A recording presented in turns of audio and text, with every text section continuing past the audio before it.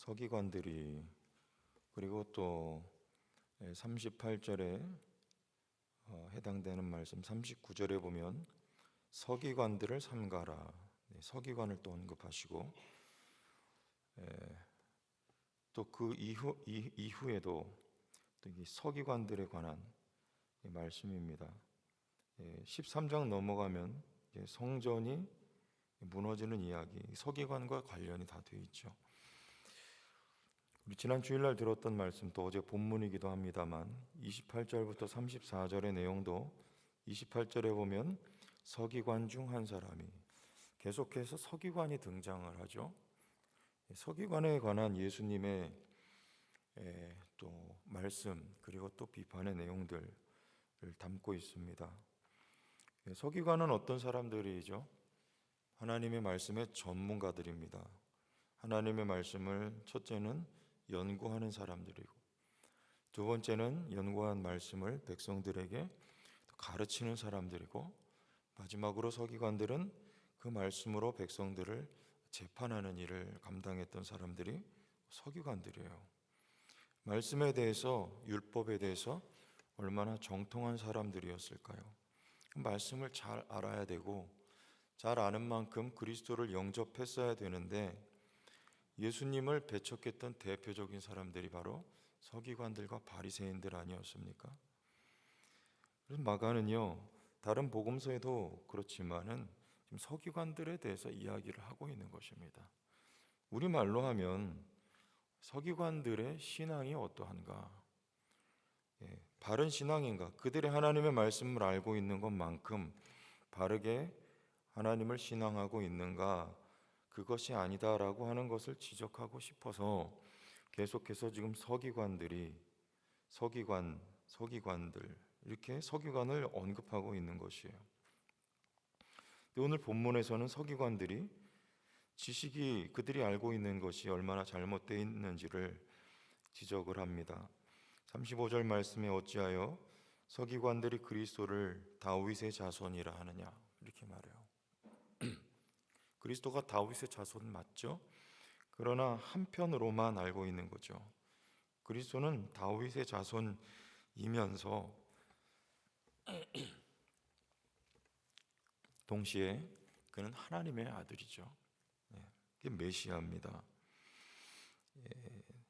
이 서기관들이 알고 있었던 메시아관은 이 세상적인 것에만 한정이 되어 있는 거예요. 다윗의 자손, 다윗이 이스라엘 백성들에게, 또 이스라엘 나라에게 가장 강성한 나라를 이룰 수 있도록 그런 가장 큰 역사를 했던 사람이 다윗이듯이, 그 다윗의 아들로 온 메시아는 다윗의 영광을, 이 세상적인 영광을 회복시켜줄 메시아로만 인식을 하고 있었던 것입니다. 우리가 알고 있는 예수는 누구신가요? 주를 아는가? 그런 찬양도 있죠. 주를 아는가? 그는 그리스도, 살아계신 하나님이다. 그 고백처럼 그는 다윗의 아들일 뿐만 아니고 하나님의 아들로서 또 섬기는 종으로, 고난의 종으로 우리를 죄 가운데에서 해방시키고 영생을 주신 하나님의 아들이시다. 마치 베드로가 고백했던 것처럼 주는 그리스도시요 살아계신 하나님의 아들입니다. 이런 고백이 있어야 그것이 하나님께서 인정하시는 고백이 되는 것이고, 성령으로 말미암은 고백이 되는 것입니다. 오늘 우리의 입술에서도 동일한 고백이 끊이지 않게 되기를 원하는 것이죠. 주는 그리스도시요 살아계신 하나님의 아들입니다라고 하는 고백이에요. 우리가 예수에 대한 우리의 인식은 어떤 것일까요? 세상적인 것, 하나님 원치 않는 것이죠. 그는 우리에게 이미 생명을 주신 하나님의 아들, 영원한 생명을 주신 분이에요. 그들의 인식이 잘못됐고, 두 번째는 그들의 삶이 잘못된 거죠. 윤리적인 부분을 지적하고 있습니다. 38절부터 40절까지 긴 옷을 입고 다니는 것과 시장에서 문안받는 것, 그리고 회당의 높은 자리와 잔치의 윗자리를 원하는 서기관들, 그들은 어떻게 합니까? 과부의 가산을 삼키며 외식으로 길게 기도하는 자니 그 받는 판결이 더욱 중하리라 하시니라. 실제로 이 서기관들은요, 그 제사장들도 급이 있다고 하죠. 예, 대제사장들이 있고 높은 지위를 가지고 있는 제사장들, 그리고 하급에 있는 제사장들이 있는데 그 낮은 지위에 있는 제사장들의 재산을 착취했다고 해요. 그러니까 이게 과부의 가산을 삼키며 제사장들의 재산을 착취할 정도면 그럼 과부의 재산은 얼마나 더 착취를 했겠습니까? 이들이 바로 서기관들이었어요. 하나님의 말씀을 그 누구보다 잘 알고 하나님의 말씀을 세목으로 쪼개어서 지켰다고 하는 사람들인데 실상의 그들의 삶은 하나님의 말씀과 너무나도 관계가 없는 삶이었다는 것이죠. 그들은 외식하는 사람들이었습니다. 외식으로 길게 기도를 하는 사람들이요. 실제적으로 많은 영향력을 가지고 있었는데 종교적일 뿐만 아니라 정치적으로도 많은 영향력을 가지고 행사를 했던 사람들입니다. 외식하는 사람들이요, 대접받기를 좋아하는 사람들이요, 높은 곳에 앉아 있기를 좋아했던 사람들이 바로 서기관들입니다. 그러나 그와 대조적으로 41절 이하에 헌금함에 대하여 앉으시고 헌금함에 돈 넣는 모양을 보시면서 부자들은 많이 넣는데 한 가난한 과부가 헌금하는 것을 보시고 주님이 하신 말씀이 나옵니다. 서기관들과 가난한 과부를 대조하고 있죠. 과부는 어떻게 합니까? 44절에 보니까 그들은 다 그 풍족한 중에서 넣었거니와 이 과부는 그 가난한 중에서 자기의 모든 소유 곧 생활비 전부를 넣었느니라 하시니라. 어떻게 넣습니까? 생활비 전부를 넣어요. 가난합니다. 그래서 2렙돈을 헌금을 하죠. 생활비 전부 2렙돈을 하는데 우리가 뭐 여러 번 들어서 아시겠지만 당시에 노동자의 하루 품삯이 100렙돈이었다고 합니다. 100렙돈인데 그 중에 2렙돈을 헌금을 했어요. 그런데 그것이 이 여인의 전부였다고 말을 합니다. 그러니까 얼마나 가난했을까요? 노동자 하루 임금의 100렙돈에서 불과 100분의 2밖에 안 되는 2렙돈이 이 여인의 전 재산이었다. 그러면 엄청나게 찢어지게 가난한 사람이죠. 그런데 그 여인은 그 생활비 전부를 넣었다 이렇게 말해요. 여기서 지적하는 것은 전부라고 하는 단어예요. 우리 지난 주일날도 목사님 말씀 통해서 배웠습니다. 30절 말씀에 내 마음을 다하고 목숨을 다하고 뜻을 다하고 힘을 다하여, 여기서 다하고 다하여 이렇게 전부라는 말하고 같은 뜻이에요. 남김없이 하나님 앞에 다 했다. 전부를 드렸다. 마음을 다하고 마음의 전부, 목숨을, 뜻을 다하여서 우리가 가지고 있는 시간과 에너지와 우리의 목숨까지도 전부를 하나님 앞에 드렸던 것, 그것을 하나님 사랑이라고 우리는 배웠습니다. 근데 여기 지금 2렙돈 넣은 과부가 그렇게 하나님을 사랑했음을 알 수가 있어요. 그 여인의 2렙돈을 헌금한 것, 생활비 전부는요, 자기의 목숨을 다하여 마음을 다하여 힘을 다하여 하나님을 사랑했던 결과예요. 서기관들과 여인을 대조합니다.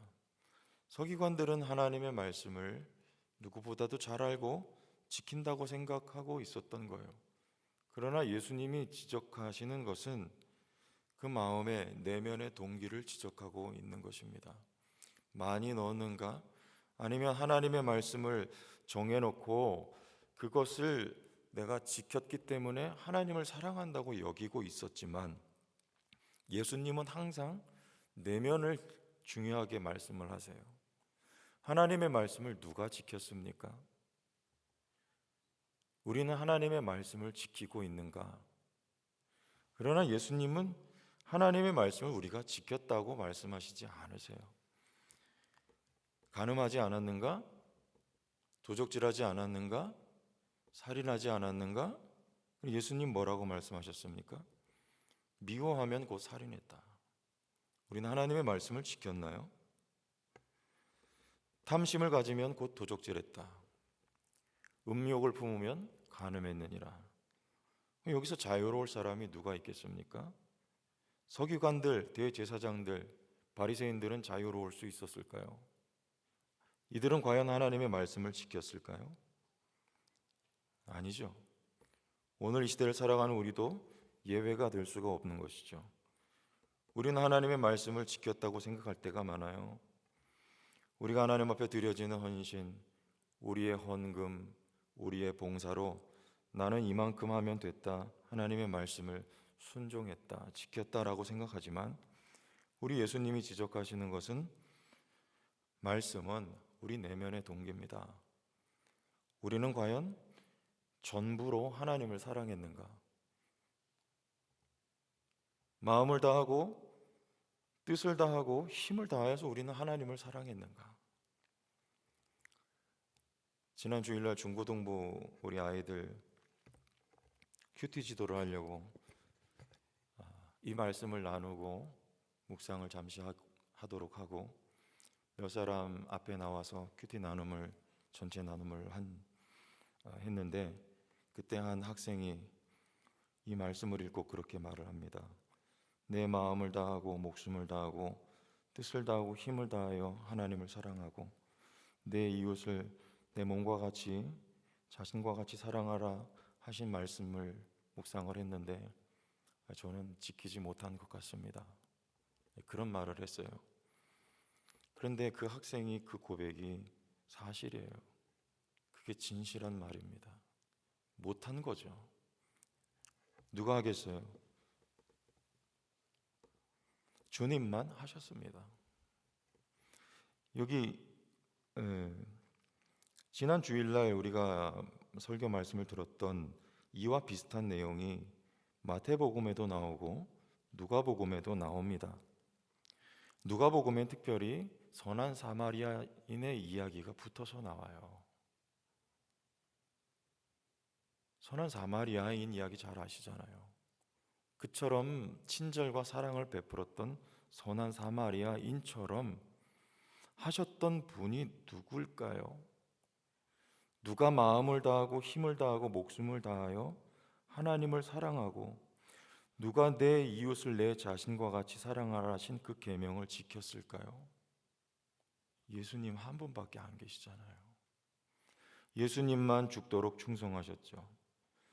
예수님만 마음을 다하고 목숨을 다하고 뜻을 다하여 하나님을 사랑하라 하신 계명에 순종하셨죠. 예수님만 강도 만난 자와 같은 우리들을 위해서 자기의 목숨을 아낌없이 버리셨던, 이웃을 내 몸과 같이 사랑하라 하셨던 그 계명을 지켜내신 분은 예수님 한 분밖에 없습니다. 우리는 못했어요. 그리고 오늘도 못하고 있지 않습니까? 무슨 일 있으면 속부터 상하고요, 막 미워집니다. 무슨 계명을 지켰다고 하는 걸까요? 우리는 전부를 하나님 앞에 드렸습니까? 못했습니다. 그냥 못했다고 고백하시는 게 솔직한 거예요. 하나님, 나는 죄인입니다, 이렇게 나가십시오. 서기관 바리새인들은 그걸 안 한 거예요. 자기들이 한 줄 알았죠. 하고 있는 줄 알았죠. 앞으로도 할 수 있을 줄 알았죠. 예수님은 그렇게 말씀하시지 않아요. 너희들은 다 하나같이 죄인이라고 말씀합니다. 하나님 앞에 의인은 없나니 하나도 없어요. 우리의 의인은 더러운 옷과 같은 것이라고 성경은 말씀합니다. 하나님 앞에 그런 솔직한 고백을 가지고 나가는 거예요. 그러나 나 같은 죄인을 누가 살리셨습니까? 하나님의 아들이신, 하나님의 계명에 온전히 순종하신 예수께서 살려주셨어요. 그리고 자신의 의를 우리에게 선물로 주시고 우리를 자녀 삼으시고 우리를 성도로 만들어 주셨음을 우리가 알 때 하나님 앞에 우리도 감사할 수 있게 되는 것입니다. 은혜가 채워질수록, 은혜가 깨달아질수록 하나님께서 날 위해서 행하신 일이 어떤 것인지 우리가 알아가면 알아갈수록 우리의 삶의 여정과 과정을 고난과 역경의 과정을 통과하면서 하나님께서 인도하시는 선하신 손길과 하나님의 자비하심과 하나님의 은혜를 우리가 깨달으면 깨달을수록 하나님의 그 사랑에 감사해서 우리는 조금 더 하나님의 말씀에 나도, 주님은 100%를 하셨지만 나는 100%가 아니라 할지라도, 그러나 할 수만 있으면 나도 순종을 하기를 원합니다. 나도 주님을 더욱 사랑하기를 원합니다. 나도 마음을 다하고 목숨을 다하고 뜻을 다하여 하나님을 사랑하기를 원합니다. 라고 하는 고백이 여러분의 삶에도 터져 나오게 되는 것입니다. 그러므로 100%다 모두가 하나님의 은혜일 뿐이에요.